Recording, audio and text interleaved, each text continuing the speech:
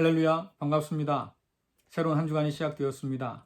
어려운 때지만 그러나 함께 하시는 주님과 동행하면서 이 한 주간도 믿음으로 승리할 수 있기를 간절히 바랍니다.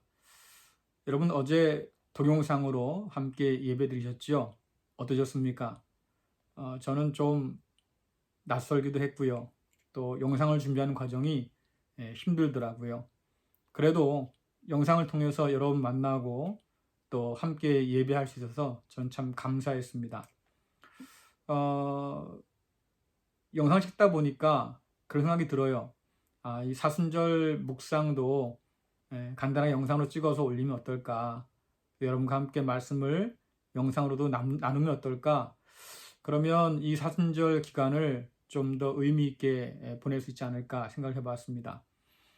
저희가 이것이 쉬운 일은 아니어서 지금 이 영상도 거의 한 20번 이상 다시 찍은 것 같아요. 하지만 저도 노력할 테니까 여러분도 노력하시면서 말씀 묵상하면 좋겠습니다. 오늘이 사순절 23번째 날입니다.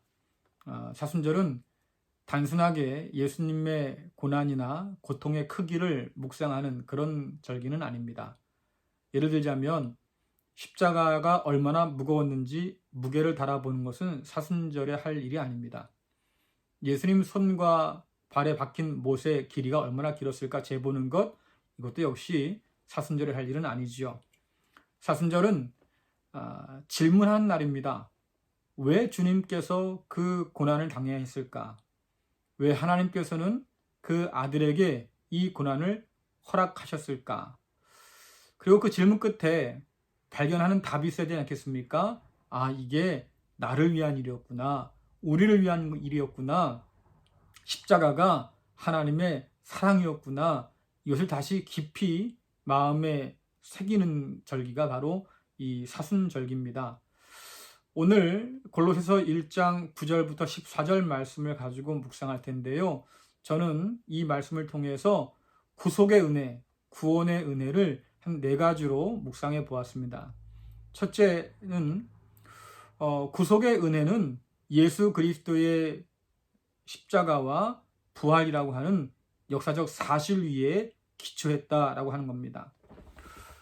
십자가 사건에 대해서 사람들이 자꾸 잊어버리는 것이 이것이 사실인 것을 자꾸 잊어버립니다. 하지만 우리가 믿는 이 십자가 사건은 역사적으로 실제로 있던 일이고 또 그와 함께 부활도 역사적으로 있던 사건이라고 성경은 증거해주고 있습니다. 우리는 믿음으로 구원받는다고 말하지만 우리가 더 정확하게 말하자면 믿음에 특별한 어떤 힘이 있는 게 아닙니다. 우리의 믿음이 진짜가 되려고 하면 사실은 믿는 바 십자가의 사건이 역사적 사실이었고 십자가 사건 이후에 부활 사건도 역사적이었다는 것을 우리는 알 필요가 있습니다. 우리의 믿음이 의미가 있으려고 하면 믿는 그것이 거짓된 것이거나 허구여서는 안 되죠. 오직 사실만 믿음의 힘을 갖게 만듭니다. 안타깝게도 오늘날 많은 사람들은 십자가를 믿지 않습니다. 그 십자가가 저와 여러분의 죄를 위한 것이었다고 하는 것을 믿으려고 하지 않습니다. 어떤 사람들은 아예 십자가를 부정하지요. 예수 그리스도의 십자가는 없던 거다. 심지어 어떤 사람은 예수님도 이 세상에 존재하지 않았다고 그렇게 주장하기도 합니다. 십자가가 있다 할지라도 그러나 우리와 상관없다고 생각하는 사람들이 더 많습니다. 하지만 성경은 이런 모든 주장들을 거부하지요. 성경은 증인들의 기록입니다. 예수님의 십자가의 사건을 직접 목격한 사람, 예수님의 부활을 목격한 사람들의 증언으로 기록되어 있습니다. 그래서 예수님의 죽음과 또한 부활이 분명한 역사적 사실이기 때문에 우리의 믿음이 힘을 가질 수 있는 거지요.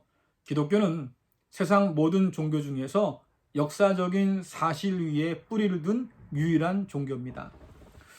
두 번째로 구속의 은혜는 예수님의 믿음에 기초한 사건입니다. 무엇보다 구속의 은혜는 예수님의 믿음의 결과라고 할 수 있습니다.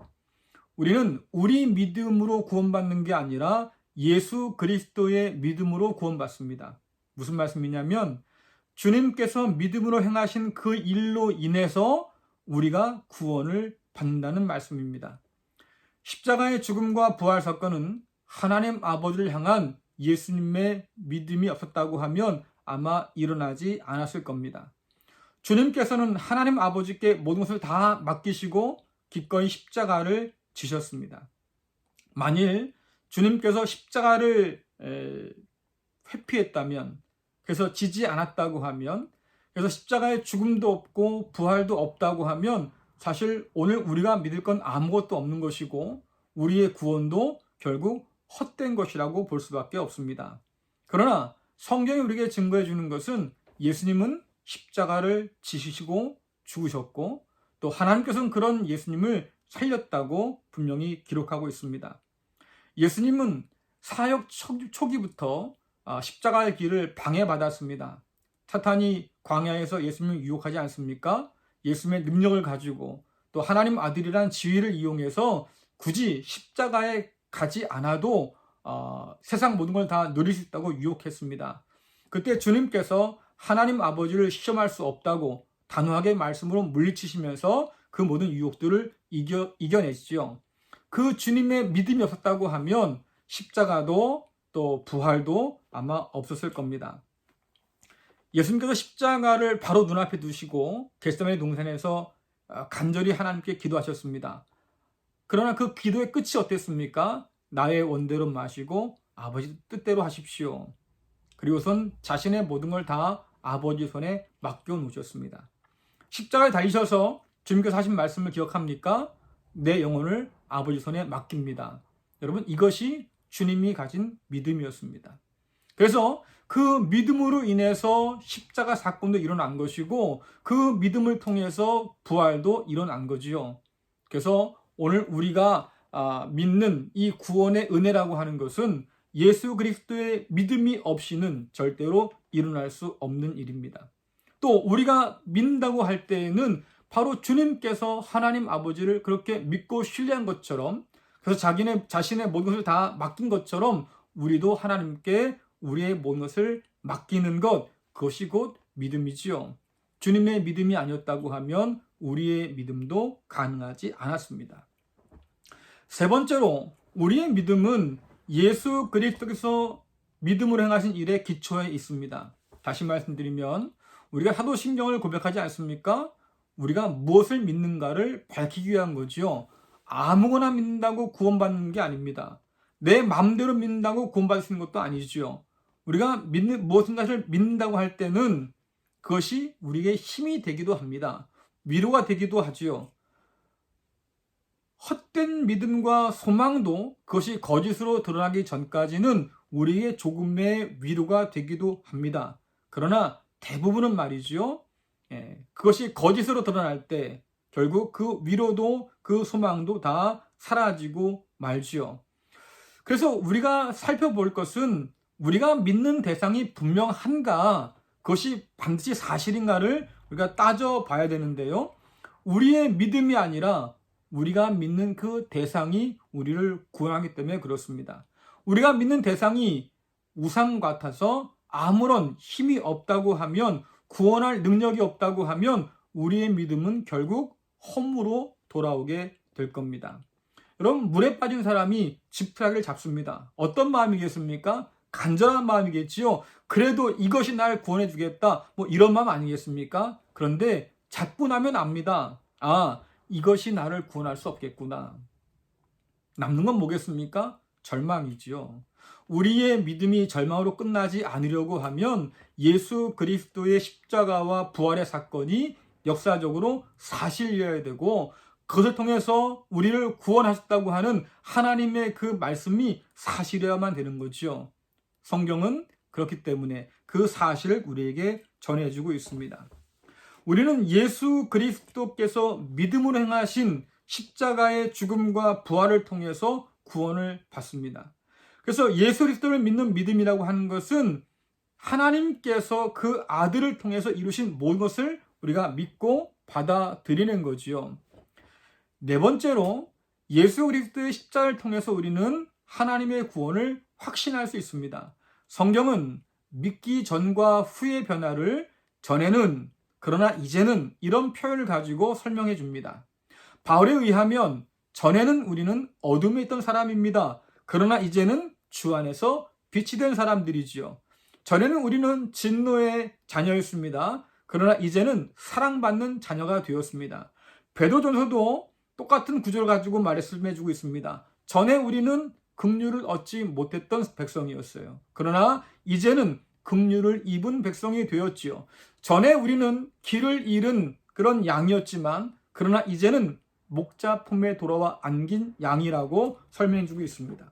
오늘 말씀에서 바울은 흑암의 권세에서 우리를 건져내셔서 아들의 나라에 들어가게 하셨다고 말씀하고 있습니다. 이것이 그리스도 예수의 십자가와 부활을 통해서 이루신 하나님의 구원이지요.